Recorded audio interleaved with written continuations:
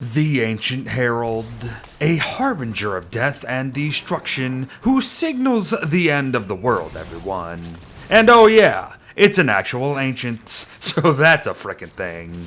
But the ancient is Don't Starve Hamlet's fourth and final big bad, and it's encountered during the game's greatest challenge in the apocalypse here. Now, that probably all sounds like the boss should be the biggest and baddest there is. However, you'll be shocked to hear that this guy ain't nothing.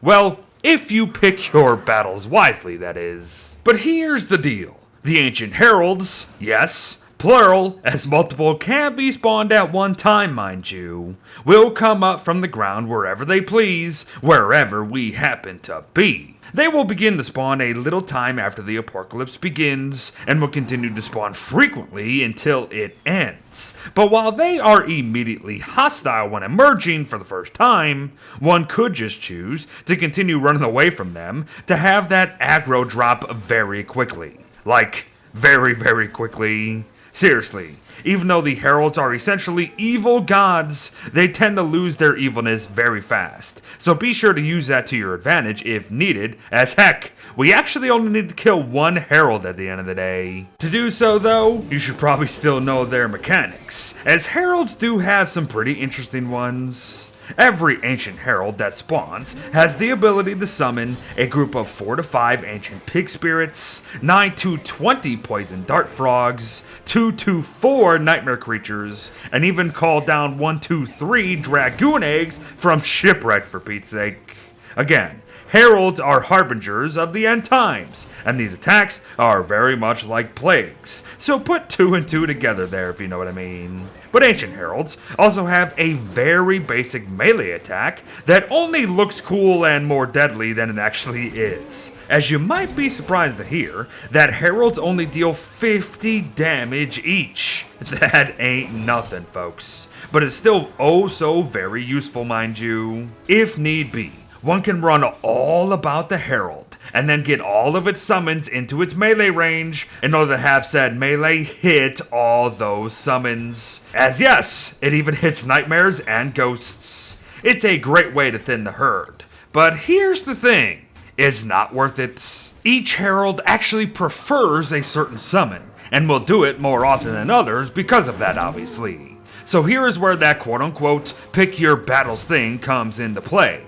As personally, if an ancient herald looks to even consider spawning poison dart frogs more often than not, I am out of there immediately, waiting for the next one to spawn, as those hippity hoppities are going to be an absolute pain in the you-know-what to manage. Besides, by the time you do get the herald to potentially kill them himself, he will likely have just spawned other stuff, so all that would have just been a waste of time. If it's poison dart frogs, just skedaddle, folks. The thing is though, I would honestly recommend leaving most herald battles if he's gotten in a couple summons already. It's not going to be worth the time and effort trying to juggle all of that while you're also wanting to kill the herald itself. But if that is indeed the case, how in the world do we manage these guys, Beard? Well, pretty easily actually. By caring about nothing else but them, mind you. And what I mean is, we should not even bother with kiting anything that they throw at us, and we should be on top of them like flies on crap as soon as they spawn, if you know what I mean. Folks, the better we can minimize their summons, the better off we will be. Period. So unless it's a poison dart frog herald, just stand and deliver with your best armor and weapon at hand. Preferably 2 armors at once, really, to really be safe, of course. And no, I'm not joking. After all these years of teaching you all how to safely manage bosses across every single Don't Starve experience that we have, I am legitimately sitting here today to tell you that doing absolutely nothing fancy is the way to go this time around. And it's no fluke either.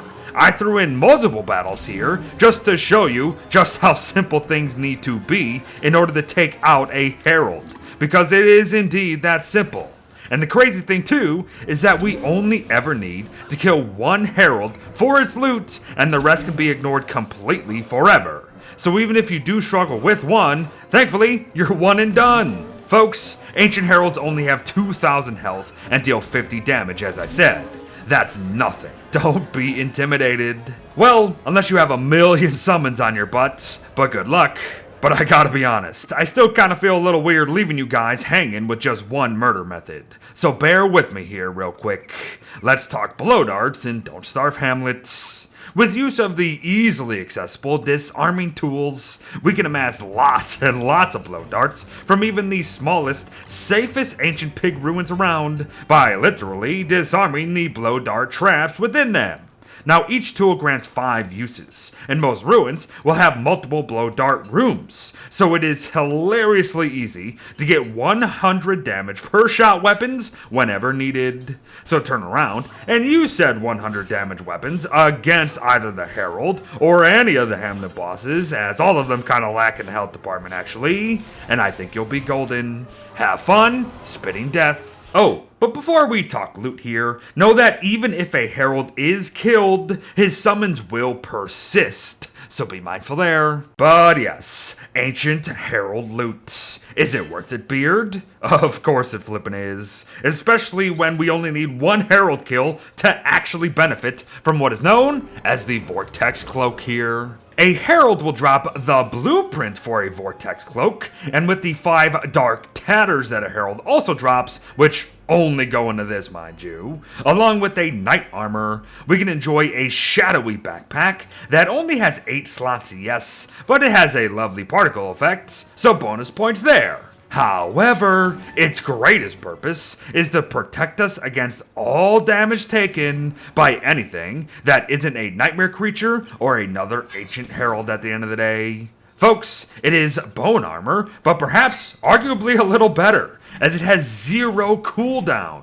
That said, each hit blocked will drain our sanity by quite a bit, and refueling it with night refuel will do the same.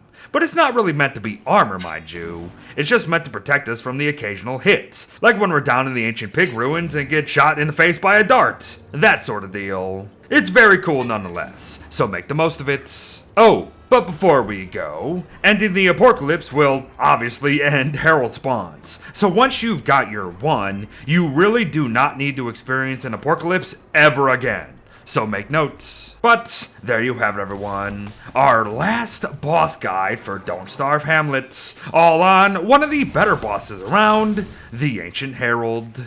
He's a tough cookie, who is made not so tough by us just not caring for our own safety at the end of the day. But hey, if it works, right? Good luck. Thanks for watching, folks. Well wishes to all, dethrone the ancients, and I'll see ya in the next one. Bye-bye.